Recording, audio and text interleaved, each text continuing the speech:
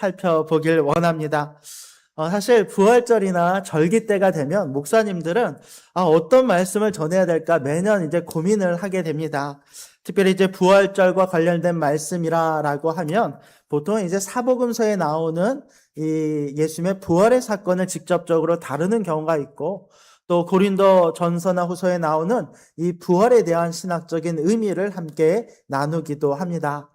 여러 가지 말씀을 놓고 고민을 하고 또 묵상을 하다가 로마서의 말씀이 이 마음속에 푹 박혀 새겨지는 은혜를 경험을 했습니다. 그래서 오늘 우리 사랑하는 성도들과 이 로마서에 나오는 이 부활과 예수님이 다시 살아나심에 대해서 함께 말씀을 나누고자 합니다. 다만 이 말씀을 나눌 때 특별히 로마서는 굉장히 신학적인 주제를 다루고 있어요. 그래서 이것을 우리가 신학적으로 접근하다 보면 사실 머리가 복잡해지고 다 이해하기도 어려울 수 있습니다. 그래서 우리는 전체적인 내용을 신학적인 기반 아래에서 그 핵심 메시지들을 우리가 조금 더 가볍게 그러나 더 본질적인 것들을 깊이 다루는 시간을 갖고자 합니다. 여러분, 우리는 아담의 범죄 이후에 모두 다 타락한 존재가 되었어요. 이 타락하였다라고 하는 것은 전적으로 무능한 존재가 되었다는 거예요. 무엇에 대해서? 구원에 대해서. 우리는 타락한 이후에 하나님과 관계 속으로 나아갈 수 없는 전적으로 무능하고 타락한 존재들이 되었다라는 거예요.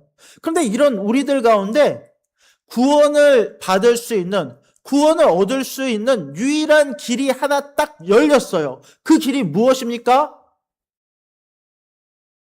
구원을 얻을 수 있는, 무능한 우리가 구원을 얻을 수 있는 유일한 길이 딱 하나 열렸어요. 무엇입니까? 예수 그리스도. 그 예수 그리스도로 말미암아 우리는 구원에 이르게 된다라는 것입니다. 오늘 성경은 그것을 뭐라고 표현하는가? 우리 5장 1절 말씀을 같이 한번 읽어보겠습니다. 5장 1절입니다. 시작.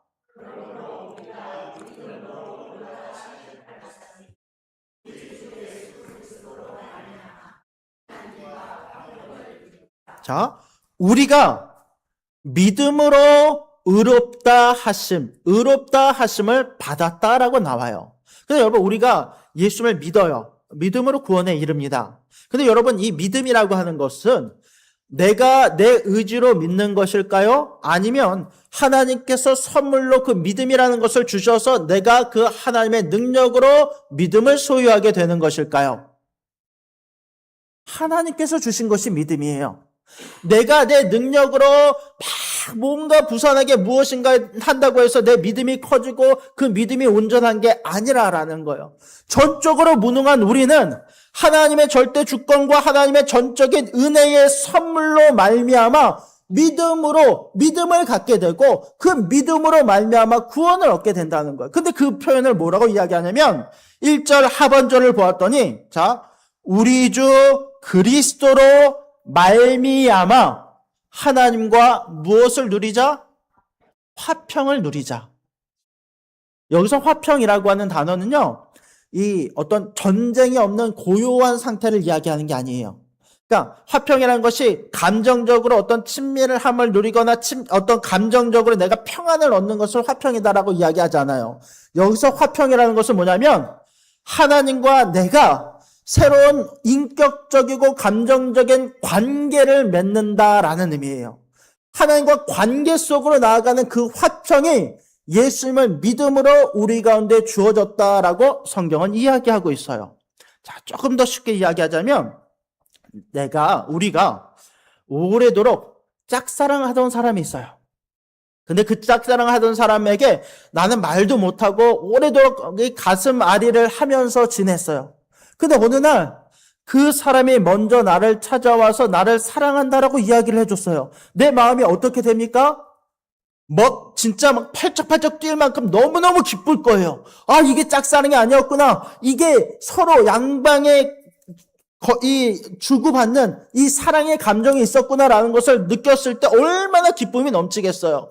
그때 우리가 화평으로 나아간다라고 하는 단어가 그 사람과 내가 이제 그 인격적인 관계 속에서 이 사랑을 누리는 거예요. 이 사랑을 같이 공유하고 그 사람과 평생 함께 할 것에 대한 꿈을 꾸는 그것을 이제 내가 새롭게 그 사람과의 관계 속에서 누리게 되는 거예요. 2절을 보면요, 조금 더 구체적으로 설명하고 있어요. 우리 2절 말씀 같이 한번 읽어볼까요? 자, 시작. 또한 그로 말미암아 우리가 믿음으로 서 있는 이 은혜에 들어감을 얻었으며 하나님의 영광을 바라고 즐거워하느니라. 자, 그로 말미암아서 내가 이 은혜, 이 사랑과 이 관계와 이 모든 것이 누려지는 축복된 과정 가운데 내가 들어감을 얻었을 뿐만 아니라 하나님의 영광을 바라면서 내가 어떻게 돼요? 즐거워하게 돼요. 여러분, 첫 번째 연애할 때 여러분 그 첫 연애의 그 감정을 혹시 기억하십니까? 조금 오래돼서 기억이 안 날 수도 있을지 모르지만, 그러나 내가 사랑하는 사람과 이야기를 하고 대화를 하고 감정이 공유되어지고 함께 그 사랑을 서로 확인했을 때 누려지는 그 즐거움은 말로 설명할 수 없는 그 기쁨과 은혜가 우리 가운데 있는 줄로 믿습니다. 그 은혜가 누려지는 거예요. 그런데 재밌는 사실이 있어요. 여러분, 사실 내가 짝사랑했다라고 제가 표현을 하긴 했지만 이 짝사랑의 대상이 사실 조금 달라요. 내가 그 사람을 짝사랑한 게 아니라 사실은 알고 봤더니 그 사람이 나를 짝사랑한 거예요. 하나님께서 나를 오래도록 짝사랑하셨다라는 거예요. 그리고 그 짝사랑을 어떻게든 이루기 위해서 나의 어떠함이 아니라 그분의 어떠하심 가운데 나를 붙잡고 그 사랑을 내 가운데 온전히 부어주셨다라는 거예요. 자, 근데 여러분 보십시오. 이 사랑이 이제 연결이 됐어요. 이 사랑이 딱 이렇게 연결이 돼서 서로 연애를 하기 시작했어요. 연애를 하다가 어려운 일이 닥쳤어. 그러니까 뭐 예를 들면 우리가 막 이제 사랑을 하고 연애를 하니까 데이트를 하잖아요. 데이트를 하기 위해서 식당을 예약을 하고 딱 그 식당으로 가는 중이었어요. 가다가 앞에서 사고가 나버렸어. 예약 시간은 8시인데 거기로 들어갈 수 있는 이 예약 시간이 10분만 넘겨도 이제 들어가지 못하는 상황이에요. 그래서 막 안절부절하고 있지 못하는 그런 상황이에요. 근데 그 약속 장소에 8시까지 가지 못한다고 해서 내가 이 사람과 누리는 즐거움이 사라집니까? 아니에요. 약속 장소에 못 가는 것이 그게 문제가 될 수는 있지만 거기에 우리가 집중을 하면 그게 큰 문제가 될 수 있어요. 근데 내가 지금 누리는 것은 그 식사가 아니라 이 사람과 같이 있는 거. 대화하고 데이트하는 게 목적이라고 한다면 식당을 못 가더라도 그 가는 차 안에서 얼마든지 즐거워요. 방향을 바꿔서 한강에 가서 라면을 먹는다고 해도 그것이 나에게 가장 큰 기쁨이 될 수 있다는 거예요. 그게 무슨 이야기냐면, 자, 우리 말씀을 봅시다. 3절 말씀을 봅시다. 3절 말씀. 자, 시작. 다만 이뿐 아니라 우리가 환난 중에도 즐거워하나니 이는 환난은 인내를. 자, 우리가 이 즐거움을 누리기 시작한다면 환난이라고 하는 것이 우리를 닥쳐온다라고 할지라도 그 연애의 감정과 마음을 갈라설 수 있어요? 없어요? 없어요. 오히려 이 환난이 우리를 더욱더 단단하게 만들어줘요. 그래서 이것을 뭐라고 표현해요? 환난은 인내를 이라고 표현해요. 인내라고 하는 것은 오래 참음을 이야기하고요. 또 인내는 뭐냐면 우리의 영적인 맷집을 이야기해요.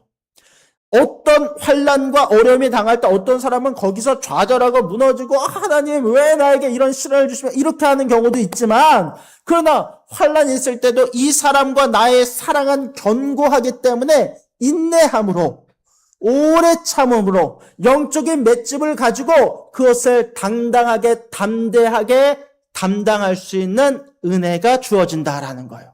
이것뿐만이 아니에요. 자, 인내는 무엇으로 연결됩니까? 우리 4절 말씀 볼까요? 4절입니다. 시작. 인내는 연단을 이라고 이야기해요. 이렇게 영적인 맷집이 생겼어요. 이 맷집은 우리를 연단시킨다는 거예요. 이 연단이라고 하는 단어는요, 사실 금속을 재련할 때 쓰는 단어예요. 오래도록 불에 달구어져요. 달구고 나면 가장 순수한 금속 물질만 남게 돼요. 이게 이제 연단이거든요. 연단의 과정이에요. 자, 여러분, 우리가 영적인 맷집을 당할 만한 환난과 여러 상황들을 겪게 되면요, 이 두 사람의 사랑이 더 견고해지면서 서로의 성품과 기질이 연단이 되어지는 거예요. 재련이 되어지는 거예요. 어려운 일을 당하고 모든 환난과 인내의 시간들이 지나고 난 다음에 내가 어떤 상황에서도 이 사람에 대해서 견고한 마음을 지키면서 이를테면 뭐가 있다고 해서 내가 이 사람한테 짜증을 내거나 화를 내거나 내 안에 있는 악한 성품이 드러나는 것이 아니라 오히려 그런 상황일수록 내가 이 사람을 배려하고 품어주는 연단, 그와 같은 성격과 기질 가운데 이 사람과 관계가 더 견고해지는 거예요. 그러면서 이와 같은 연단은 어디로 흐르게 되는가? 자, 4절 말씀 계속 볼까요? 연단은 무엇을 이룬다고 나옵니까? 소망을 이뤄요. 여러분, 연애하는 사람들의 궁극적인 소망이 무엇입니까? 결혼하는 거. 내가 사랑하는 사람과 평생토록 손붙잡고 같이 살아갈 수 있는 것. 저는 이제 결혼을 하고 싶었던 이유가 청년 때 이제 몇 가지 이유가 있었어요. 그 중에 하나가 뭐냐면 아침에 눈을 떴을 때 사랑하는 사람이 내 옆에 있으면 너무 좋을 것 같은 거예요. 그 감정을 느끼고 싶어서 너무너무 결혼을 하고 싶었어요. 물론 이제 현실은 조금 다를 수 있을지 모르겠습니다만 적어도 연애할 때 우리의 소망은 결혼하는 것이 우리의 소망이지 않습니까? 하나님과의 관계도 그래요. 모든 성품이 이 연단이 되어지고 기질이 다 이렇게 서로 맞춰지면서 결국 소망을 품게 되는데 결혼이라고 하는 소망을 품게 되는 거예요. 그 결혼을 향해서 나가는 거예요. 자, 그것을 5절을 보면 뭐라고 표현하냐면 자, 이 소망에 대해서 이렇게 표현해요. 자, 시작. 소망이 우리를 부끄럽게 하지 아니함은 우리에게 주신 성령으로 말미암아 하나님의 사랑이 우리 마음에 부은 바 됨이니. 사실 이 구절을 그냥 구절만 가지고 보면 무슨 말인지 좀 헷갈리고 이해하기 어렵지만 이 결혼이라고 하는 이 비유로 대입을 해보면 이게 무슨 뜻인지 알아요. 자, 결혼이라고 하는 것이 우리를 부끄럽게 합니까? 아니에요. 어떤 경우는 이 사람이 가진 것이 없고 이 사람들이 직업이 변변찮고 이런 것들이 부끄러워할지 몰라. 이건 세상의 소망을 두고 세상적인 결혼을 원하는 사람. 근데 진짜 결혼을 소망하고 이 사람과 함께 있는 그것 자체를 꿈꾸는 사람들은요, 결혼이라고 하는 소망이 결코 부끄럽지 않아요. 왜? 우리에게 주신 성령으로 말미암아 하나님의 무엇이? 사랑이, 그 사랑이 우리 마음에 부은 바 되었다. 부은 바 되었다는 것은 그냥 적당하게 채워진 게 아니라 내 잔이 차고 넘치는 은혜가 가득한 거예요. 내 남편이, 내 아내가 나를 사랑함이 너무 큰데 내가 그 결혼을 부끄러워할 수 있습니까? 결코 부끄러워하지 않아요. 오히려 자랑스러워요. 너무도 당당하고 너무도 모든 것이 기쁜 거예요. 그때는 이제는 하나님 안에서 이 모든 것을 기쁨과 안에 누릴 수 있게 되는 거예요.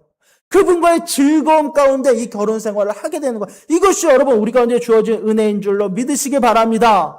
자, 그러면서 성경은 우리가 이 결혼에 이르기 전, 연애에 이르기 전에 우리의 모습이 어떠했는지를 우리 가운데 보여줘요. 특별히 세 가지의 모습을 통해서 우리 가운데 보여주는데, 자, 어떤 모습을 통해서 보여주는가? 자, 먼저는 6절 말씀을 한번 읽어보겠습니다. 6절입니다. 시작.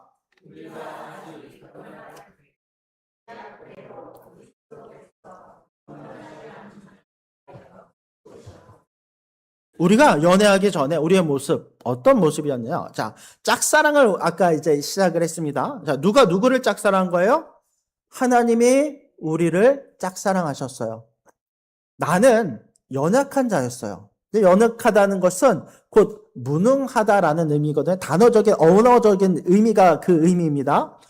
내가 무능한 상태였어요. 나는 신용불량자에다가 나는 결혼할 만한, 연애할 만한 어떠한 준비도 되어 있지 않은 모태솔로에다가 연애의 어떤 요령이나 기술도 전혀 없는 완전히 무능한 사람이었어요. 근데 이런 무능한 사람에게 예수님께서 찾아오셔서 경건하지 아니한 자들을 위해서 죽으셨다라는 것은 나를 위해서, 준비되지 않은 나를 위해서 예수님이 죽으셨다라는 거예요. 그 죽으심으로 말미암아 나를 하나님과의 연애 관계로 나를 초청해 주셨다는 것이죠. 두 번째로 우리의 상태를 뭐라고 표현하냐면, 자, 7절과 8절 말씀을 같이 한번 봅시다. 7절과 8절 시작. 의인을 위하여 죽는 자가 쉽지 않고 선인을 위하여 용감히 죽는 자가 혹 있거니와, 우리가 아직 죄인 되었을 때에 예수 그리스도께서 우리를 위하여 죽으심으로 하나님께서 우리에 대한 자기의 사랑을 확증하셨느니라. 자, 우리의 상태를 첫 번째는 연약함으로 표현했어요. 두 번째는 뭐라고 표현합니까? 8절을 보았더니 죄인이라고 표현해요. 이 말은 뭐냐면, 내가 연애를 하기 전에 무능한 것만 있었던 게 아니야. 신용불량자라든지 결혼할 마음의 상태나 준비가 되지 않은 것만을 이야기하는 게 아니에요. 나는 실제로 죄인이다라고 하는 것은, 연애를 하기 전에 나는 범죄를 했어요. 가난을 벗어나기 위해서 다른 사람 것을 훔쳤어요. 나는 누군가를 미워하고 죽이려고 상해를 입히기도 했어요. 이게 우리의 상태였다는 거예요. 그런데 이런 우리를 위해서 내 사랑하는 사람이 나와 교제하고 결혼하기 위해서 이 모든 책임을 대신해서 진다라는 거예요.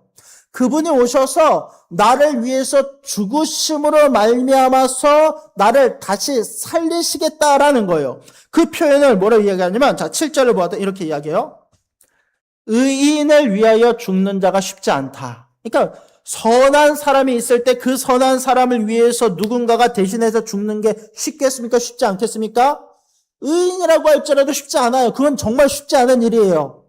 선인을 위하여 용감히 죽는 자가 혹 있거니와, 어떤 경우에는 이 선한 사람, 사랑하는 누군가를 위해서 용감히 죽는 사람들이 혹시 있을지도 모르겠어요. 간혹 있을 수 있어요. 신념을 가지고 이와 같은 삶을 이렇게 행하는 사람들이 분명히 있다라는 것이죠. 그러나 8절을 보았더니, 그럼에도 죄인을 위하여 죽는 것, 누군가의 것들을 도적질하고 살인한 사람을 대신하여 죽는 것이 쉽겠습니까? 쉽지 않겠습니까? 결코 쉽지 않아요. 그런데 이런 죄인된 나를 위하여 예수님께서 죽으심으로 우리에 대한 하나님의 사랑이 어떠한지를 분명하게 확증하셨다라는 거예요.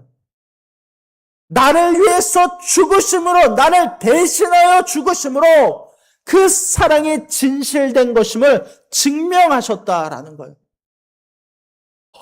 얼마나 놀라운 일입니까?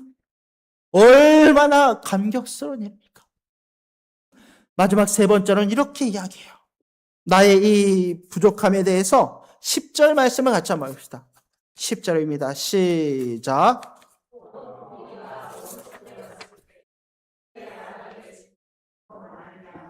하나님과 화목하게 되었은즉 화목하게 된 자로서는 더욱 그의 살아나심으로 말미암아 구원을 받을 것이니라. 세 번째는 더 심해요. 첫 번째는 무능력함, 두 번째는 훔친 것, 세 번째는 뭐냐면 내가 직접 나를 구원하기 위해서, 나를 위해서 목숨을 건 그 사람을 향해서 내가 삿대질하고 모욕하고 그 사람을 조롱하는 거예요. 야, 너 돈 많아? 돈 많아서 나를 이렇게 하는 거야? 야, 네가 얼마나 잘났으면 이래? 라고 하면서 그 사람의 모든 인격과 그 사람의 모든 성품까지도 조롱하며 비하하며 원수가 되어 대적하는 거예요. 그런데 예수님은 이런 우리를 위하여서 그의 아들, 하나님의 아들, 하나님의 독생자 아들 예수 그리스도께서 우리를 위하여 죽으심으로, 원수된 우리를 위하여 죽으심으로 우리에 대한 하나님의 사랑의 어떠함을 확증하셨을 뿐만 아니라 하나님과의 화목, 화평, 그분과의 인격적인 관계로 우리를 이끄셨다라고 성경은 말씀하고 있다라는 것입니다. 여러분, 이것이 죄인이며 원수된 우리 가운데 주어진 하나님의 놀라우신 은혜임을 믿으시기 바랍니다. 근데 이 구절 안에는 또 하나 놀라운 능력의 구절이 있어요. 자, 10절 하반절을 봅시다. 자, 죽으심으로 말미암아 하나님과 화목하게 되었어요. 근데 그게 끝이 아니었어요. 화목하게 된 자로서는 더욱 그의 무엇으로 말미암아? 살아나심으로 말미암아 구원을 받을 것이니라. 이게 어떤 의미인지 아십니까? 자, 내가 그분과 이 결혼 생활을 시작하면서 그분이 나를 위해 죽으심으로 이 결혼이 합법화되고 이 결혼이 온전해졌어요. 근데 그렇다고 해서 그분이 죽고 나면 내 결혼, 그분의 사랑은 내가 알겠어. 근데 그분이 죽고 나서 나 혼자 이 땅을 살아가는 게 의미가 있습니까? 없어요. 나 혼자 이 세상을, 결혼 생활 혼자 이 과부로서 살아가는 게 무슨 의미가 있겠어요? 그러나 하나님께서 다시 살아나심으로, 그분이 다시 살아나심으로 라고 하는 것은 그분께서 다시 살아나심으로 나의 남편이 되고 나의 아내가 되어서 지금 나와 함께 그 가정을, 행복한 가정을 꾸리며 그분의 이루시는 그 구원을 향해서 함께 살아가는 자가 되었다라고 성경은 말씀하고 있다는 거예요. 기적 같은 일이에요. 놀라운 일이에요. 그분의 부활하심으로 나는 이전에 누릴 수 없는 기쁨과 은혜를 누렸을 뿐만 아니라 그분으로 말미암아 가장 행복한 이 가정 생활을 하게 되었다라고 성경은 말씀하고 있다라는 것입니다. 그러면서 오늘 성경은 한 가지 핵심을 또한 이야기해요. 여러분, 오늘 성경 구절을 보면 제일 많이 등장하는 단어가 하나 있어요. 어떤 단어인지 아십니까? 우리 성도님들 대단하네요. 맞아요. 말미암아라고 하는 단어가 계속 등장해요. 말미암아라고 하는 것은 통해서 무엇과 연결해서라는 의미이지 않겠습니까? 이 구절이 몇 번 등장하냐면 8번이 등장해요. 제가 어제 리더들과 미리 성경 공부를 하면서 7번이라고 이야기했는데 아니, 제가 실수했어요. 8번이 등장을 해요. 8번 동안 무엇을 동일하게 이야기하냐면 우리가 구원을 이루는 것, 우리가 지금 과거의 모든 것들을 버리고 행복한 가정 생활을 누리며 하나님과의 관계 속으로 나아가는 이 모든 것들이 무엇으로 말미암아? 예수 그리스도로 말미암아, 그분으로 말미암아, 그분의 부활하심으로 말미암아, 그분의 성령으로 말미암아라고 하면서 오직 예수로 말미암아 우리가 이 모든 구원의 은혜를 누릴 수 있다라고 성경은 강조해서 말씀하고 있다라는 것입니다. 그러면서 마지막 우리 11절 말씀을 같이 한번 읽어봅시다. 11절 말씀입니다. 시작. 우리 주 예수 그리스도로 말미암아 하나님 안에서 또한 즐거워하느니라. 자, 이 구절을 나누고 싶었어요. 여러분, 이제 그리스도로 말미암은 우리들은 하나님 안에서 무엇을 누립니까? 즐거워함을 누려요. 여러분, 우리는 행복한 자들임을 믿으십니까? 환난 아무것도 아니에요. 고난, 그거 그럴 수 있죠. 그게 실제로 내 삶에 많은 영향을 미치고 그것으로 인해 괴롭고 힘든 시간이 있을 수 있어요. 그러나 우리는 반드시 마지막 때 구원받을 존재들이에요. 우리가 이 땅에 살면서 당하는 환난이 내가 구원받는 사람이다라고 하는 그것을, 그 즐거움을 막을 수 있습니까? 결코 막을 수 없어요. 우리는 그리스도 안에서 완전한 즐거움을 누리는 자들이다라고 성경은 말씀하고 있다는 거예요. 여러분, 이 즐거움이 우리 가운데 있습니다. 여러분, 웃으세요. 여러분, 미소를 지으세요. 여러분, 그 복된 소식으로 말미암아, 그 충만함으로 말미암아 늘 우리 가운데 주로 말미암은 즐거움과 기쁨이 넘치는 은혜가 있게 되기를 주님의 이름으로 간절히 축복합니다. 오늘도 이 은혜를 붙잡고 이 말씀을 붙잡고 예수 안에 살아가는 저와 여러분들이 될 수 있기를 간절히 부탁드립니다. 아멘. 기도하겠습니다. 하나님 감사합니다. 오늘도 하나님의 말씀을 통하여서 살아나신 하나님으로 말미암아 그분 안에서 영원한 즐거움을 누릴 수 있게 하시고 또 그것을 깨닫게 하심을 너무도 감사드립니다. 아버지, 부족하고 연약한 우리들을 이 땅에 부는 바람에 흔들리지 아니하게 하시고 모든 감정이 상하여 나의 모든 기질이 하나님 바닥을 치지 아니하게 하시고 오직 하나님이 주신 은혜와 평안 안에서 그 기쁨과 즐거움을 누리며 내 안에 가득 찬 그 사랑을 주변 사람들과 마음껏 누리며 살아가는 우리가 되게 하여 주시옵소서. 하나님, 무엇보다 부활절을 주심을 감사드립니다. 이 부활의 기쁨을 하나님 나만 누리지 아니하게 하시고 적극적으로 주변에 알리고 전함으로 말미암아 이 부활의 기쁜 소식이 온 땅끝까지 퍼지는 아버지 놀라운 역사가 있게 하여 주시옵소서. 그 시작이 나의 손, 나의 입으로 시작되도록 은혜를 더하여 주시옵소서. 주님, 모든 것을 감사드리며 오직 살아계신 예수님의 이름으로 간절히 기도드립니다. 아멘.